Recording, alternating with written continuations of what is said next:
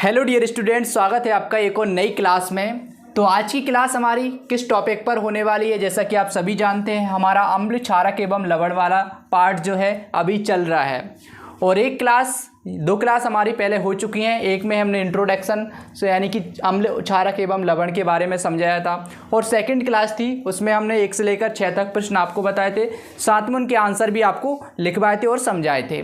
और इसके बाद में जो 7 से यानी कि 6 से आगे के जो प्रश्न आंसर हैं, प्रश्न उत्तर हैं, वो आज हम इस क्लास में करवाने वाले हैं।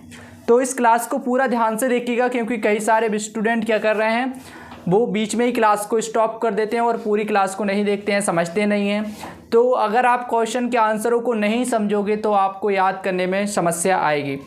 तो चलिए हम इन प्रश्नों के और आंसरों को समझ लेते हैं, जिससे कि हम अच्छे से कर सकें। तो हमारा 7वां प्रश्न है। 7वां प्रश्न हमने कौन सा लिख रखा है यहाँ पर?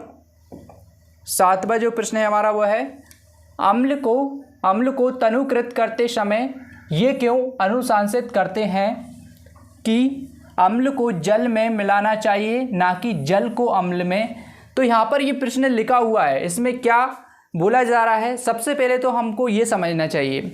तो इसमें ये बोला जा रहा है कि अम्ल को तनुकृत करते समय, अम्ल को यहाँ पर क्या किया जा रहा है, तनुकृत किया जा रहा है।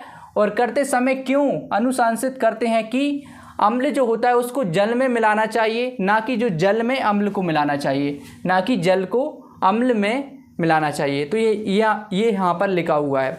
तो इसका आंसर पढ़ लेते हैं और फिर हम इसको डिटेल में समझेंगे। अगर आपको ये समझ में नहीं आया है, कोई दिक्कत वाली बात नहीं है, हम आपको चित्र द्वारा डिटेल में समझाएंगे। सबसे पहले इसका आंसर देख लेते हैं, आंसर में क्या लिखा हुआ है। तो आंसर में यहाँ पर लिखा हुआ है अम्ल का तनुकरण। अम्ल का तनुकरण, अब तनुकरण क्या होता है ये भी हम आपको बताने वाले हैं, इसलिए इसको अभी थोड़ा सा हम थोड़ी देर में आपको ये समझाएंगे ना, तो आपको स्पष्ट पता चल जाएगा तनुकरण क्या होता है। अम्ल का तनुकरण एक अत्यंत क्या है, ऊष्माक्षेपी अभिक्रिया है। क्या है? अत्यंत एक ऊष्माक्षेपी अभिक्रिया है, और तथा इसमें अत्यधिक मात्रा में क्या निकलती है, ऊष्मा उत्पन्न होती है। अगर इसका अम्ल का तनुकरण करेंगे तो क्या निकलेगी, एक ऊष्मा निकलती है अत्यधिक मात्रा में। अम्ल को जल में मिलाने पर जो ऊष्मा उत्पन्न होती है या हो जाती है, वह जल द्वारा क्या कर ली जाती है, शोषित कर ली जाती है। इसलिए अम्ल को तनुकृत करने के लिए इसे जल में मिलाते हैं। तो आपको समझ में आ गया होगा। अगर जो इंटेलिजेंट स्टूडेंट होंगे उनको तो एक बार में ही समझ में आ गया होगा। तो इसमें यह बोला जा रहा है कि अम्ल का तनुकरण एक अत्यंत क्या है, ऊष्माक्षेपी अभिक्रिया है। ऊष्माक्षेपी अभिक्रिया है, इसमें अत्यधिक मात्रा में ऊष्मा उत्पन्न होती है। जब ये क्रिया कराई जाएगी तब क्या होगा, अत्यधिक मात्रा में ऊष्मा उत्पन्न होगी। और अम्ल को जल में मिलाने पर, जब अम्ल को जल में मिलाया जाएगा तब ऊष्मा उत्पन्न होगी, और उस ऊष्मा को क्या कर लेता है, जल क्या कर लेता है, अवशोषित कर लेता है। क्या कर लेता है, यहाँ पर लिखा हुआ है, मिलाने पर जो ऊष्मा उत्पन्न हो जाती है वह जल द्वारा क्या कर ली जाती है, शोषित कर ली जाती है। इसलिए अम्ल को तनुकृत करने के लिए इसे जल में मिलाते हैं। इतना क्लियर है? चलिए हम इसको थोड़ा सा और समझ लेते हैं। अब तनुकरण क्या होता है, सबसे पहले तो हम ये समझते हैं। आपने सांद्र विलयन पढ़ा होगा, लेकिन अभी हमने आपको सांद्र विलयन बताया नहीं है, तनु विलयन और सांद्र विलयन। तो तनु विलयन और सांद्र विलयन क्या होते हैं, सबसे पहले तो हम ये समझ लेते हैं। तो यहाँ पर हमारे पास क्या है, एक पात्र है। क्या है हमारे पास, एक पात्र है, पात्र ए और पात्र बी। हमारे पास 2 पात्र हैं, 2 पात्र ले लेते हैं हम। ये पात्र बी, इसका नाम क्या है, पात्र बी, और इसको नाम दे देते हैं हम पात्र ए। तो ये जो पहला पात्र है ये हमारा 1 लीटर का पात्र है, और इसमें हमने क्या भरा हुआ है, इसमें जल भर दिया है। क्या भर दिया है, इसमें हमने भर दिया है जल। अब ये जो जल भरा हुआ है इसकी कितनी मात्रा है, ये इसकी मात्रा कितनी है, इसकी मात्रा है 500 ml। कितनी है, 500 ml इसकी मात्रा है। अब इसी पात्र में हमने क्या भर दिया है, इसी पात्र के अंदर हमने क्या भरा हुआ है, इसकी पात्र के अंदर हमने शक्कर भरी हुई है, यानी कि 100 ग्राम इसमें हमने शक्कर मिक्स की है। कितनी की है? 100 ग्राम हमने इसमें शक्कर मिक्स की है। अब ये जो 100 ग्राम शक्कर हमने मिक्स की है इसमें, तो ये हमारा क्या बन गया? एक विलयन बन गया। तो विलयन क्या होता है? दो समांगी मिश्रणों, दो या दो से अधिक समांगी मिश्रण को क्या बोलते हैं? विलयन। तो यहाँ पर दो मिश्रण हो गए। तो विलय जो हम मिलाते हैं, सबसे पहले एक और चीज़ मैं आपको बता देता हूँ, जो पदार्थ हम किसी विलयन में मिलाते हैं, किसी विलायक में मिलाते हैं, उसे बोलते हैं विलय। तो हमारा जो शक्कर है, ये जो शक्कर हमारी है वो क्या है? विलय है। क्या है? विलय है। यानी कि किसी विलायक में मिलाने वाले पदार्थ को क्या बोलते हैं? विलय बोलते हैं। और जिसमें विलय पदार्थ मिलता है उसे बोलते हैं विलायक। तो यहाँ पर जो पानी है वो हमारा क्या है? वो है विलायक। क्या है? विलायक है। इतना आपको क्लियर होगा। तो यहाँ पर विलायक यहाँ पर क्या है? कोई सा भी द्रव हो सकता है या पानी हो सकता है। तो ये हमारा क्या कहलाता है? विलायक कहलाता है। और जिस पदार्थ को घोला जाता है, किसी में घोला जाता है या मिलाया जा सकता है, उसे क्या बोलते हैं? उसे विलय पदार्थ बोलते हैं। जैसे कि यहाँ पर ये शक्कर लिखी हुई है, ये हमारी क्या है? विलय पदार्थ है। और ये जो पानी है इसमें, ये विलायक है हमारा। तो इसके जगह पर, शक्कर की जगह पर कोई और सा भी पदार्थ हो सकता है, नमक हो सकता है या फिर कोई अन्य पदार्थ भी हो सकता है। यहाँ पर विलायक की जगह पर, जल की जगह पर कुछ और भी हो सकता है, कोई और सा भी द्रव हो सकता है। तो यहाँ पर ये हमारा क्या बन गया है? ये एक तरह का हमारा ये विलयन बन गया है। तो यहाँ पर हम लिख देते हैं हमारा ये विलयन बन गया है। ठीक है। अब ये हमारा विलयन तो बन चुका है, लेकिन अब हम दूसरा जो पात्र है उसमें भी हम क्या करते हैं? इसमें भी हम जल ले लेते हैं। इसमें भी हम थोड़ा सा जल ले लेते हैं, थोड़ा नहीं, इससे अधिक लेंगे।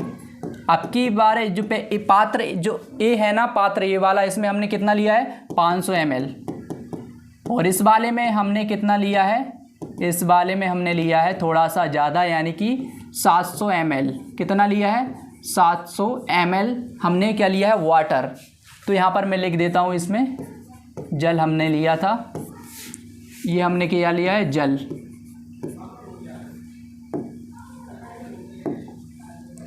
700 ml हमने इसमें क्या लिया है? जल। इसमें 500 ml था, इसमें हमने 700 ml लिया है। लेकिन हमारी जो विलय पदार्थ की मात्रा है, यानी कि जो शक्कर की मात्रा है, हम कितनी लेंगे? वो 100 ग्राम लेने वाले हैं।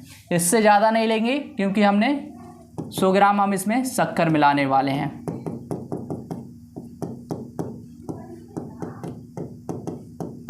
सौ ग्राम हमने क्या मिला दिया इसमें मिला दिया शक्कर। 100 ग्राम शक्कर यहाँ पर मिला दी है।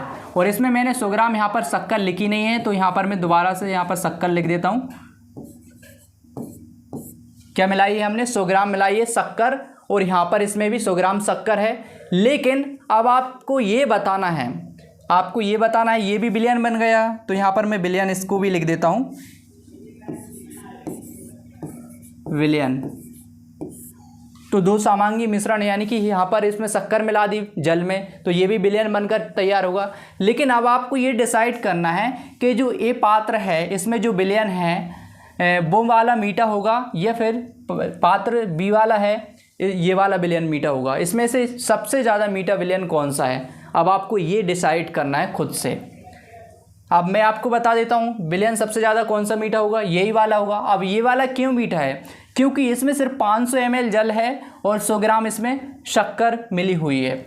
जब इस 500 ग्राम जल में 100 ग्राम शक्कर मिलाएंगे तो इसकी अपेक्षा में, इस विलयन की अपेक्षा में ये ज़्यादा मीठा होगा, क्योंकि इसमें शक्कर जो जल है इसकी मात्रा कितनी है? ज़्यादा है, 700 ml है। तो पानी इसमें ज़्यादा मिलाया गया है, तो ये थोड़ा इसकी अपेक्षा में ये कम मीठा होगा। तो इसी को बोलते हैं तनु विलयन और सांद्र विलयन। तो यहाँ पर ये इसमें विलय पदार्थ की मात्रा ज़्यादा है, यानी कि विलय पदार्थ की मात्रा इसमें क्या है? इसमें क्या है? ज़्यादा है। तो ये कौन सा हो जाएगा? सांद्र विलयन। कौन सा हो जाएगा? ये सांद्र विलयन हो जाएगा। और इसमें जो विलय पदार्थ की मात्रा है कैसी है? विलय पदार्थ की आप ये मत सोचना है कि इसमें 100 ग्राम है, 100 ग्राम शक्कर है, इसमें भी 100 ग्राम शक्कर है। लेकिन इसमें जो है विलय पदार्थ के जो अणु हैं, जो शक्कर के अणु हैं, वो क्या हैं? पास पास में हैं। तो पास पास में हैं, और इसमें जो विलय पदार्थ के अणु ज़्यादा जल मिलाएंगे तो इसमें जो विलय पदार्थ के अणु, शक्कर के जो अणु हैं वो दूर दूर पहुंच जाएंगे। तो इसलिए क्या होगा, ये कम मीठा होगा, तो इसलिए क्या कहलाएगा, ये तनु कहलाएगा। क्या कहलाएगा, तनु कहलाएगा। तो यहाँ पर ये जो विलयन बना हुआ है वो कौन सा है, तनु विलयन है। कौन सा है, तनु विलयन है, क्योंकि इसमें जो शक्कर के अणु हैं वो दूर दूर पहुँच गए हैं, क्योंकि इसमें जल की मात्रा जो है वो इसकी अपेक्षा ज़्यादा है, और इसमें शक्कर के जो अणु हैं वो पास पास में हैं, क्योंकि इसमें जल कम है। इसकी अपेक्षा में 500 ml और इसमें 100 ग्राम शक्कर इसको ज़्यादा मीठा बना रही है, जबकि इसको कम मीठा बना रही है। तो ये तनु विलयन कहलाएगा और ये सांद्र विलयन कहलाएगा। ठीक है, ये इतना क्लियर है, इसमें कोई दिक्कत है? तो यहाँ पर आपको अब समझ में आ गया होगा तनुकरण का मतलब क्या होता है। अब आपको समझ में आ गया होगा अम्ल का तनुकरण। तो यहाँ पर क्या हो रहा है, अम्ल का तनुकरण हो रहा है। तनुकरण अब आपको समझ में आ गया होगा तनुकरण क्या हो रहा है, अम्ल का यहाँ पर क्या हो रहा है, तनुकरण हो रहा है। तनुकरण क्या होता है, जैसे कि मान लो यहाँ पर तनुकरण यानी कि तनु विलयन बनाया जा रहा है अम्ल का। जैसे कि एक पात्र है,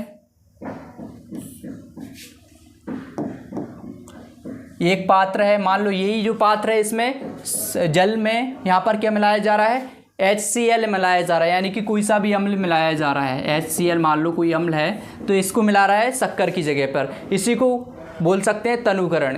क्योंकि जल में क्या मिलाया जा रहा है, अम्ल का पदार्थ मिलाया जा रहा है, और इसको मिलाकर क्या बनाया जा रहा है, अम्ल को तनुकृत किया जा रहा है। तो यही प्रक्रिया यहाँ पर हो रही है और यही प्रश्न में लिखा हुआ है,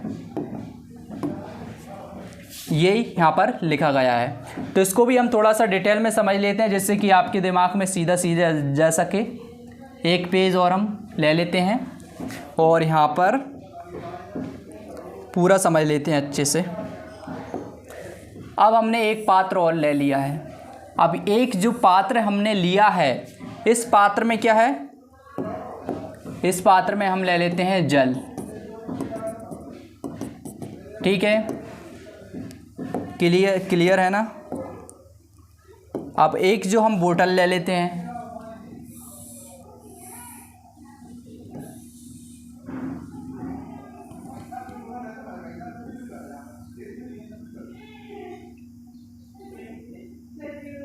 अब ये जो बोतल है हमारी, इसमें क्या मिला हुआ है, इसमें मिला हुआ है, इसमें अम्ल भरा हुआ है।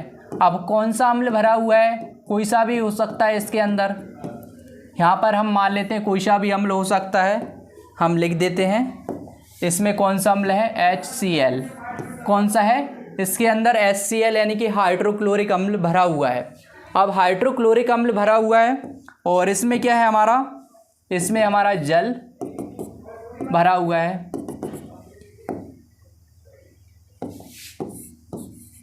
क्या भरा हुआ है इसमें भरा हुआ है जल, और इसमें हाइड्रोक्लोरिक यानी कि अम्ल भरा हुआ है।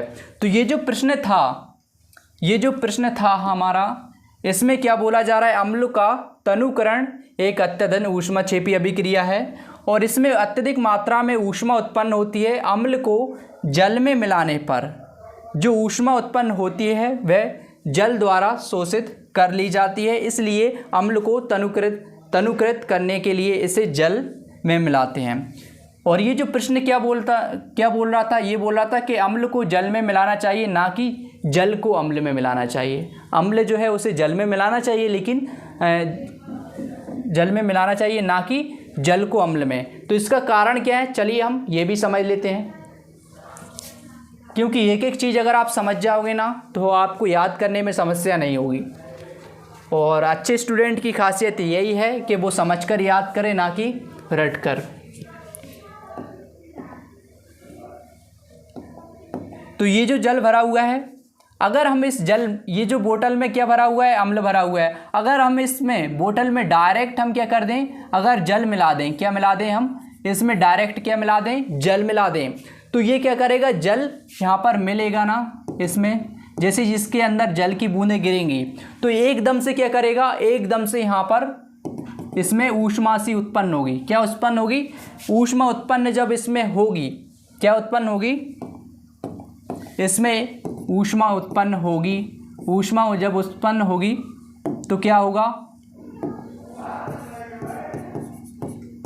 हमने पढ़ा था, क्वेश्चन के आंसर में पढ़ा था कि जब जल को अम्ल में मिलाएंगे तो क्या होगा, ऊष्मा उत्पन्न होगी। जब ऊष्मा उत्पन्न होगी तो ये जो अम्ल है बाहर निकल जाएगा। क्या होगा, ये अम्ल जो है वो बाहर निकलने लगेगा बोतल से और आपके हाथ या बॉडी के किसी भी पार्ट पर गिर सकता है और आपको क्षति पहुंचा सकता है। इसलिए क्या करते हैं, इसलिए हम जल को डायरेक्ट अम्ल में नहीं मिलाते हैं, डायरेक्ट अम्ल में नहीं मिलाते हैं। हम क्या करते हैं, इस बोतल को लेंगे और यहाँ पर हम थोड़ा थोड़ा करके, यानी कि 1 2 5 हम थोड़ा करके क्या मिलाएंगे, पहले जल ले लेंगे। जल लेने के बाद में इसमें बूंद बूंद करके क्या मिलाएंगे, अम्ल मिलाएंगे। किस लिए मिलाएंगे, इसमें बूंद बूंद करके क्या मिलाएंगे, अम्ल मिलाएंगे। अब अम्ल जल में इसलिए मिलाते हैं क्योंकि जैसे ही ये अम्ल की बूंद जल से क्रिया करेंगी और ऊष्मा उत्पन्न करेंगी तो ये बाकी का जो जल है क्या करेगा, ऊष्मा को शोषित कर लेगा। जैसे ही अम्ल जो है वो इस वाटर के अंदर यानी कि जल के अंदर आएगा और जल से साथ क्रिया करेगा तो ये क्या कर लेगा, जो जल है वो ऊष्मा को क्या कर लेगा, शोषित। यहाँ पर मैं लिख देता हूँ, जैसी ऊष्मा से उत्पन्न होगी तो यहाँ पर क्या करेगा, शोषित।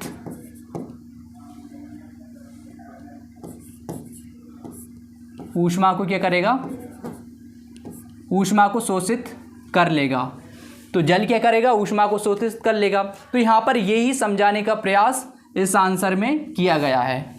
तो आपको समझ में आ गया होगा, पूरा यही लिखा हुआ है। एक बार और अच्छे से पढ़ लीजिएगा। जैसे कि एक बार और आपको बता देता हूँ, अम्ल का तनुकरण एक अत्यधिक ऊष्माक्षेपी अभिक्रिया है तथा इसमें अत्यधिक मात्रा में ऊष्मा उत्पन्न होती है। अम्ल को जल में मिलाने पर जो ऊष्मा उत्पन्न हो जाती है वह जल द्वारा क्या कर ली जाती है, शोषित कर ली जाती है। इसलिए अम्ल को तनुकृत करने के लिए इसे जल में मिलाते हैं। क्लियर है, आपको बेहतरीन तरीके से समझ में आ गया होगा। अगर कोई भी डाउट रह जाता है इस क्लास के अंदर, इस क्लास में कोई भी डाउट अगर आपका बनता है तो आप संडे के दिन हमें मैसेज द्वारा बता सकते हैं। तो यहाँ पर ये क्लियर है, ये सब समझाने के लिए था। बाकी का आपको इसको नोट करने की कोई आवश्यकता नहीं है, इसको मैं हटा देता हूँ। ये सभी चीज़ें नोट करने की आवश्यकता है नहीं।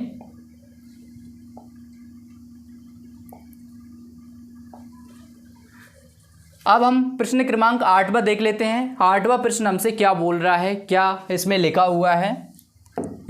हुआ है, चलिए समझ लेते हैं। सबसे पहले तो हम इसमें लिखा है, अम्ल के विलयन को तनुकृत करते समय हाइड्रोनियम आयन, इसका फॉर्मूला होता है H3O पॉजिटिव की सांद्रता कैसे प्रभावित हो जाती है। तो इसमें ये बोला जा रहा है कि अम्ल के विलयन को जब हम तनुकृत करेंगे, तनुकृत का मतलब आप समझ गए होंगे, सांद्र विलयन और तनु विलयन, यानी कि जिसमें किसी विलयन में अम्ल की मात्रा को हम कम करेंगे उसको बोलते हैं तनुकृत। तनुकृत करते समय हाइड्रोनियम जो आयन है यानी कि H3O पॉजिटिव आयन जो है की सांद्रता कैसी होगी, प्रभावित होगी। अब ये कैसे प्रभावित होगी, तो सबसे पहले तो हम इसका आंसर समझ लेते हैं। अम्ल के विलयन को तनुकृत करते समय हाइड्रोनियम आयन जो है यानी कि H3O पॉजिटिव की सांद्रता प्रति इकाई आयतन क्या होती है, कम हो जाती है। प्रति इकाई आयतन जो है वो कम हो जाती है। तो इसका कारण क्या है, तो यहाँ पर मान लीजिए क्या हाइड्रोनियम आयन कैसे बनते हैं, हाइड्रोनियम जो आयन है वो कैसे बनते हैं। तो जैसे कि मान लो ये हमारा क्या है, एक पात्र है, क्या है, ये पात्र है। अब इस पात्र के अंदर क्या है, जल भरा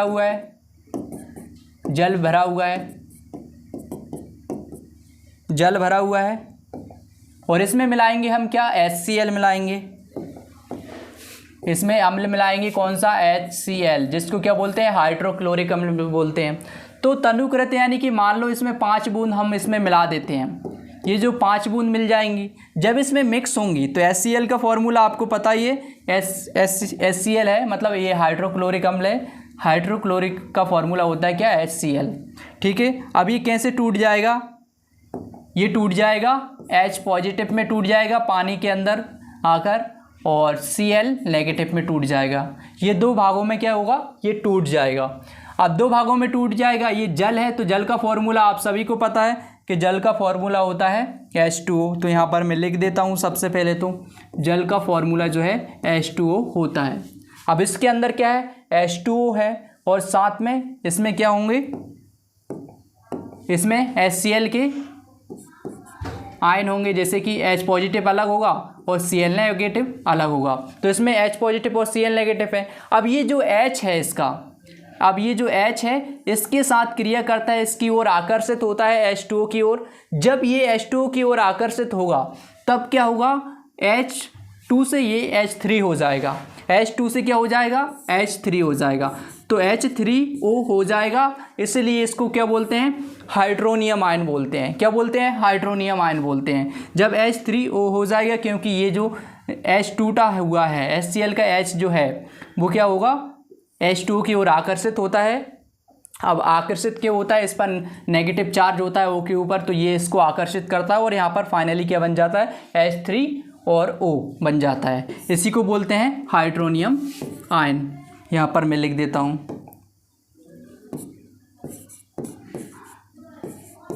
हाइड्रोनियम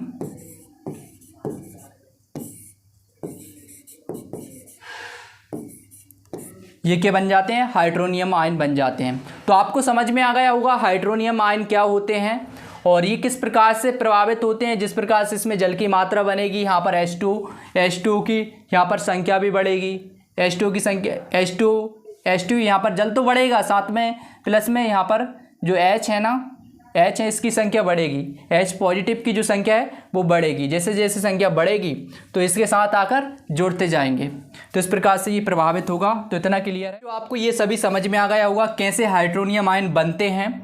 और अभी तक आपने सुना होगा कि H पॉजिटिव आयन यानी कि हाइड्रोजन आयन और हाइड्रोक्साइड आयन, इनके बारे में आपने सुना होगा। अब आपको पता चल गया हाइड्रोनियम आयन के बारे में भी, ठीक है, हाइड्रोनियम आयन क्या होते हैं। तो इतना क्लियर है।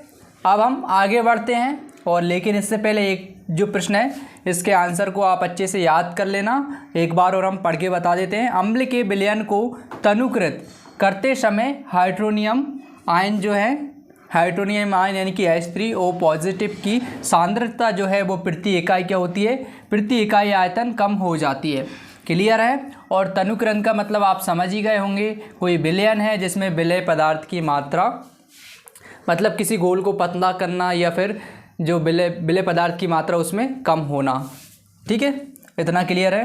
बाद में हम अपना अगला प्रश्न देख लेते हैं। अगला प्रश्न कौन सा है, यहाँ पर आप देख सकते हैं। अगला जो प्रश्न है वो है, जब सोडियम हाइड्रोक्साइड विलयन में, यानी कि काय का विलयन है, सोडियम हाइड्रोक्साइड का, उसमें अधिक क्षारक मिलाते हैं। क्या मिलाते हैं, क्षारक मिलाते हैं। तो हाइड्रोक्साइड जो आयन है यानी कि OH नेगेटिव जो आयन है की सांद्रता क्या होती है, कैसे प्रभावित होती है, तो इसमें ये पूछा जा रहा है।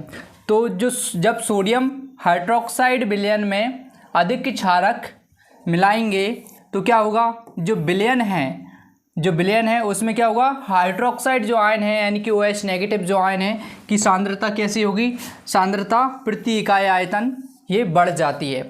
ठीक है। और इस प्रश्न के आंसर को आप अच्छे से याद कर लेना, इतना ज़्यादा इसमें समझने लायक कोई बात है नहीं है, सिंपल सा लिखा हुआ है। और हम आगे बढ़ते हैं और आगे का जो प्रश्न है वो कौन सा है, प्रश्न क्रमांक 10वां। आपके पास दो विलयन हैं। अब पहला विलयन A है और दूसरा क्या कौन सा है, B है।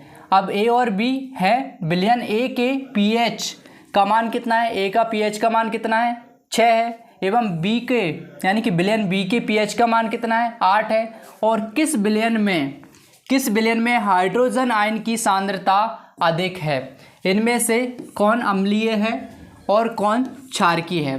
तो हमने pH स्केल पढ़ी थी, उसमें समझा था कि जिसका pH मान 7 से कम होता है वो कौन सा होता है, अम्लीय पदार्थ होता है, अम्लीय विलयन होता है। और जिसका pH मान 7 से अधिक होता है वो कौन सा होता है, क्षारीय होता है। तो हमें स्पष्ट पता चल गया कि जो विलयन है, विलयन A है जिसका pH मान कितना है, pH मान 6 है।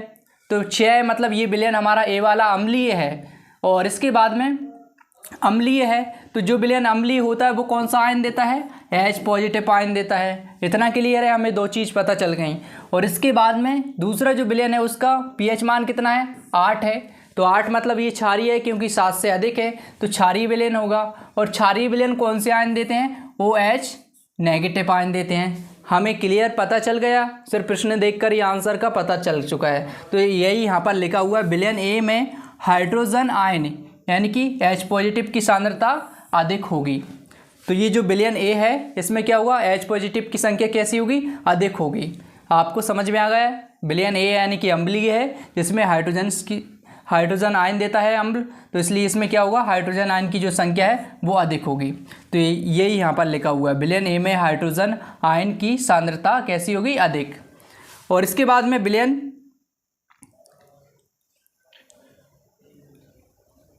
विलयन ए अम्लीय विलयन है तथा और इसके बाद में यहाँ पर लिखा हुआ है विलयन ए जो है वो अम्लीय विलयन है। हमने पहले ही बता दिया, क्योंकि इसका pH मान 7 से कम रहे। तो विलयन ए अम्लीय विलयन है, तथा जो विलयन बी है वो कौन सा है? क्षारकीय विलयन है। कौन सा विलयन है? बी। विलयन जो बी है वो क्षारकीय विलयन है। तो ये दोनों लाइन है इसमें याद करने के लिए। इसमें याद करने का ज़्यादा विशेष कुछ है नहीं, आपको समझ में आ गया होगा। और इसके बाद में हम बढ़ते हैं आगे, और आगे का जो प्रश्न है हमारा वो है प्रश्न क्रमांक 11वां। तो 11वें में हमसे क्या पूछा जा रहा है? इसमें पूछा जा रहा है H पॉजिटिव यानी कि ये एक्वस अवस्था में है, और आयन की सांद्रता का विलयन की प्रकृति पर क्या प्रभाव पड़ता है। तो इसके आंसर में लिखा हुआ है H पॉजिटिव आयन की सांद्रता बढ़ने पर विलयन की अम्लीयता बढ़ती जाती है, जबकि H पॉजिटिव आयन की सांद्रता कम होने पर क्या होगा? क्षार की प्रकृति बढ़ जाती है। तो जैसे कि हमने पढ़ा था कि अम्ल जो होते हैं वो कौन से आयन देते हैं? H पॉजिटिव आयन देते हैं, ठीक है। और क्षार जो होते हैं वो क्या करते हैं? क्षारक जो होते हैं कौन से आयन देते हैं? OH नेगेटिव आयन देते हैं, ठीक है। इतना क्लियर है। अब कोई पदार्थ कितना अम्लीय है ये कैसे पता चलेगा? जितने अधिक क्या होगा? जितने अधिक वो हाइड्रोजन आयन देगा विलयन के अंदर, जितने वो अधिक हाइड्रोजन आयन देगा वो उतने ही क्या होगा? अम्लीय होगा। कैसा होगा? अम्लीय होगा। और जितने कम देगा वो उतना ही कम अम्लीय पदार्थ होगा, कम अम्लीय विलयन होगा। तो जैसे कि मान लो कोई विलयन है, जैसे कि मान लो ये pH स्केल है। मान लो यहाँ पर मैं pH स्केल बना देता हूँ जिससे कि आपको थोड़ा सा अच्छे से समझ में आए। pH स्केल जो होती है उसमें 0 से लेकर 14 तक मान होते हैं। तो ये जो 7 होता है वो कौन सा होता है? उदासीन होता है, न्यूट्रल होता है। तो जैसे ही आप 7 से कम आओगे तो क्या होगा? अम्लीयता बढ़ेगी, और 7 से अधिक जाओगे तो क्षारीयता बढ़ेगी। तो जितना अधिक उस साइड जाओगे 14 साइड, 14 के 7 के बाद में जितना अधिक उधर जाओगे ना तो उतना ही अधिक क्या होगा? क्षारीय विलयन होगा। जितना इधर आओगे उतना ही क्या होगा? अम्लीय होगा। और जितना उधर जाओगे तो उतने ही क्या होंगे? OH नेगेटिव आयन बनेंगे। और जितना इधर आओगे उतने ही क्या बनेंगे? H पॉजिटिव आयन बनेंगे। तो यही इसमें लिखा हुआ है, कोई समझने वाली कोई ज़्यादा डिफ़िकल्ट बात इसमें लिखी नहीं है, ठीक है। क्लियर है? इतना समझ में आ गया आपका? इतना समझ में आ गया आपको? चलिए आगे बढ़ते हैं। आगे जो अगला प्रश्न जो है, और इसके बाद में जो अगला प्रश्न है वो है 12वां। क्या क्षारकीय विलयन में H पॉजिटिव यानी कि H पॉजिटिव आयन होते हैं? अगर हाँ तो ये क्षारकीय क्यों होते हैं? मान लो कोई विलयन है, कोई क्षारीय विलयन है। क्षारीय विलयन कौन सा आयन देता है? OH नेगेटिव आयन देता है। कौन सा आयन देता है? तो क्या उस विलयन में H पॉजिटिव आयन होते हैं या नहीं होते हैं? तो इसके बारे में ये पूछा है। सबसे पहले हम आंसर पढ़ लेते हैं। इसमें लिखा हुआ है हाँ, क्षारकीय विलयनों में भी H पॉजिटिव जो आयन है वो आयन होते हैं। क्या होते हैं? क्षारकीय विलयन में भी H पॉजिटिव आयन होते हैं, लेकिन उनमें H पॉजिटिव आयनों की जो अपेक्षा, H पॉजिटिव आयनों यानी कि हाइड्रोजन आयनों की अपेक्षा OH नेगेटिव यानी कि हाइड्रोक्साइड आयनों की सांद्रता अधिक होती है, इसलिए वे क्षारकीय होते हैं। जैसे कि सिंपल सा यहाँ पर लिखा हुआ है, ज़्यादा कुछ विशेष यहाँ पर समझाने के लिए है नहीं, तो मैं सिंपल यहाँ पर बता देता हूँ। जैसे कि मान लो कोई एक पात्र है, क्या है, एक पात्र है। अब इस पात्र में क्या भरा हुआ है, इस पात्र के अंदर भरा हुआ है एक विलयन। क्या भरा हुआ है, एक क्षारकीय विलयन भरा हुआ है। कौन सा विलयन, क्षारकीय विलयन है। अब इसके अंदर क्षारकीय विलयन तो है, लेकिन इसमें जो इसके अंदर OH जो नेगेटिव आयनों की संख्या कितनी है, मान लो इसमें यहाँ पर मैं बता देता हूँ इसमें कितनी है। इसके अंदर 10 OH नेगेटिव आयनों की 10, इस विलयन के अंदर कितने हैं, 10 OH नेगेटिव आयन हैं। और इसमें हाइड्रोजन आयन है सिर्फ कितने हैं, 2 हैं। 2 क्या है, H पॉजिटिव आयन है। तो इसलिए इसकी संख्या ज़्यादा है, तो ये कौन सा विलयन कहलाएगा, क्षारकीय विलयन कहलाएगा, क्योंकि OH नेगेटिव आयन की सांद्रता कैसी है, ज़्यादा है, और H पॉजिटिव आयन की सांद्रता कम है, इसलिए क्षारीय विलयन कहलाएगा। और इसमें थोड़ी बहुत संख्या में इसमें क्या होते हैं, हाइड्रोजन आयन बनते हैं। तो इतना क्लियर है, तो आपको समझ में आ गया होगा। ये सभी आप नोट कर लेना, और ये आपको नोट नहीं करना, ये आपके लिए समझाने के लिए लिखता हूँ। बाकी के ये सभी आपको नोट करने की आवश्यकता नहीं है। अगर आप समझने के लिए लिखना चाहते हैं तो लिख सकते हैं। अब इसके बाद में अगला प्रश्न है हमारा 13वां। तो इसमें क्या लिखा हुआ है, सबसे पहले तो हम ये समझ लेते हैं।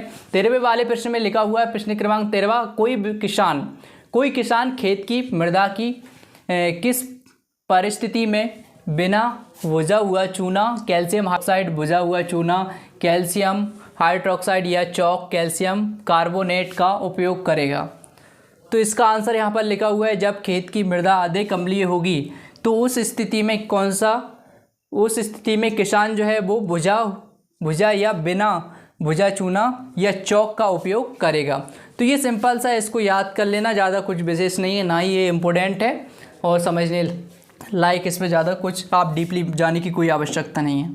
और बाकी के जो भी हमने इस क्लास में प्रश्न करवाए हैं उनके आंसर आपको समझाएं हैं, सभी को आपको याद कर लेना है। और वैसे खास करके इसमें ज़्यादा कोई इंपॉर्टेंट प्रश्न तो है नहीं, लेकिन पढ़ना है आपको, अच्छे से याद करना है। जो स्टार्टिंग के जो प्रश्न थे वो थोड़े से इंपॉर्टेंट थे, और इम्पोर्टेंट प्रश्न आगे आने वाले हैं, और जो इम्पोर्टेंट प्रश्न रहेंगे वो हम आपको बताते रहेंगे क्लास में। और बाकी के ये सभी आपको याद तो करते ही चलना है, क्योंकि अभी आपके पास पर्याप्त टाइम है।